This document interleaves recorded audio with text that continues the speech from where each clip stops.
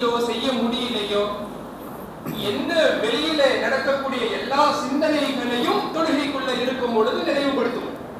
நம்ம தான் அதை யோசிச்சு கூட பார்த்திருக்க மாட்டோம். ஆனா தொழுகையில இருந்தாக்க அந்த மாதிரியான சில யோசனைகளை உள்ளே கொண்டு வந்து நிறுத்துவார்.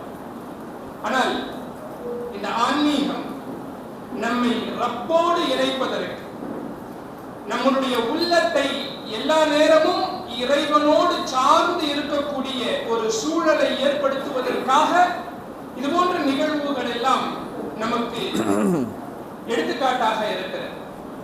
நபிகள் நாயகம் ரசூலுல்லாஹி ஸல்லல்லாஹு அலைஹி வஸல்லம் அவர்கள் சொல்லுகின்ற பொழுது, உன்னுடைய நாவு அல்லாஹ்வுடைய தியானத்தில் இருக்கின்ற பொழுது உனக்கு மரணம் ஏற்பட வேண்டும். அதுதானே உண்மை நிலை. உண்மையான ஈமானுக்கு உண்டான அடையாளம் அதுதானே. கடைசி நிலைமை நம்மளுடைய நாவு அவனுடைய சிந்தனையில் இருக்க வேண்டும். நம்மளுடைய உள்ளம் தஸ்கியத்துன் நஃப்ஸ், நம்மளுடைய உள்ளத்தை சீர்படுத்துவது, நம்மளுடைய உள்ளத்தை சரிபடுத்துவது, நம்மளுடைய உள்ளத்தை ரப்போடு இணைத்துக் கொள்வது. ஈமான் என்றால் என்ன என்று நபி அவர்களிடத்தில் கேட்கப்பட்டது.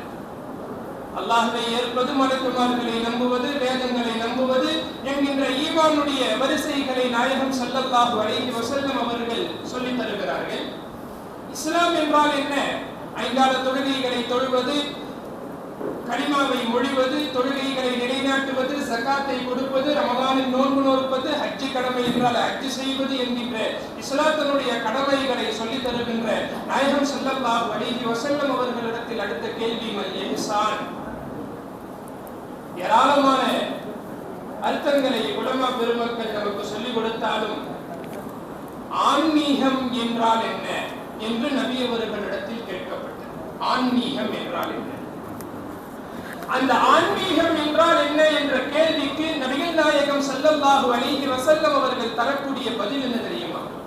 அந்த அஅ்புத ரப்பக கஅன்னக தரா, உன்னுடைய ரப்பை நீ பார்ப்பது போன்று வணங்க வேண்டும். இபாதத் என்று சொன்னால் உன்னுடைய ரப்பு உன் கண்ணுக்கு முன்னாடி நிக்கணும். உன்னுடைய ரப்பை நீ பார்ப்பது போன்று வணங்க வேண்டும். நீ அவனை பார்க்கவில்லை என்றாலும் ஃபைல்லம் தகுன் தராஹு ஃபைன்னஹு யராக, அவன் உன்னை கண்காணித்துக் கொண்டிருக்கிறான், அவன் சதாவும் உன்னை பார்த்து கொண்டிருக்கின்றான் என்கின்ற சிந்தனை உன்னுடைய உள்ளத்தில் தோன்ற வேண்டும். அதுதான் ஆன்மீகம்.